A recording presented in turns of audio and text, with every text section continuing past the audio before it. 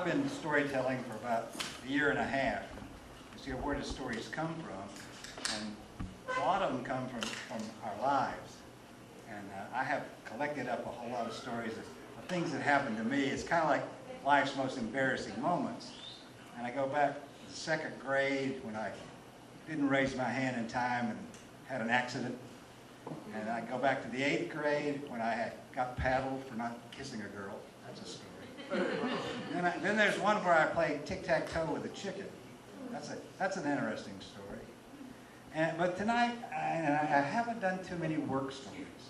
I worked for the Tampa Tribune for a long time. And this story, I did a lot of interviews. I was an entertainment writer. I covered television and concerts and music. And I haven't told too many stories about my work. But there was one story that stands out in my mind. And the year is 1978. That's a long time ago. And I was just beginning with the Tampa Tribune.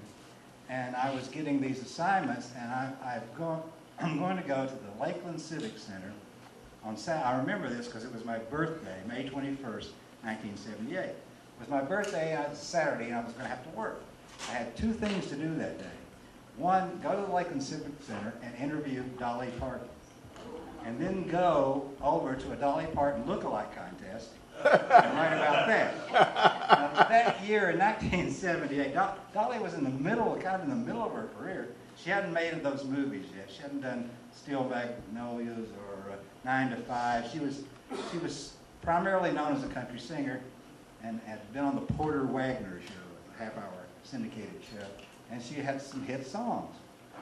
Now, the look-alike contest, everywhere she went that year, they had a look-alike contest. It was sort of a gimmick, promotional thing. But the newspaper was excited about the local person who looked like Dolly Parton. But, so I had to combine it into one story. And I'm not too crazy about country music. I'm not familiar with Dolly Parton. Like I saw her on TV, and I said, well, she's attractive, and she's on that. I thought of her as a country Barbie doll. So I didn't really, and she had a couple big hits. And so it's Saturday afternoon, and I got a photographer with me, and we're the only people in the Lakeland Civic Center. She's going to do a sound check. And she comes out, and she's dressed in the dress that she'll perform in, this beautiful white dress. It's dark in there. We're in the audience, and there's nothing in there. It's a big empty place. And she's doing it a cappella. She has no accompaniment. And she starts singing, and I was just so impressed. The voice just goes up, and it just fills the room, and it's just a beautiful, crystal clear voice. And I'm like, wow, I just underestimated what Dolly could do. And he takes pictures of her, and if you look up images under Dolly Parton, you'll see the same picture that was in the Tampa Tribune that year. His picture went everywhere. And so comes time for the interviews. She says, come around to my trailer in the back and interview me there. I want to get out of this outfit. And so I go around and knock on the door, and she opens it, and there's Dolly Parton. Now she's a small woman with a large head. I think it's a show business, people with large heads just go for it. And she's got the wig on. I don't think anybody could live who saw her without that wig. She's just it's just not done. No one has ever seen Dolly without that wig. But she's changed out of that dress, and she's got on a house coat, and she's wrapped it around her, and she's come in, sit down, just me and her, and she's right in front of me, and the house coat is kind of open a little bit right here, and I'm a professional journalist. I am not going to stare at arguably the most famous breasts in America. They're within reach. I'm not going to look. I'm going to listen. I asked her a couple of questions, and I look her in the face, and she reaches over and she touches my knee. I know, I didn't wash it for you. She says, honey, go ahead and look at them. Everybody else does. Oh, great. I broke the ice. I don't think I can get that in the paper. But it's okay. So we start talking. And then it occurs to me, I wondered if they're real. But I'm a professional journalist. I can't ask that.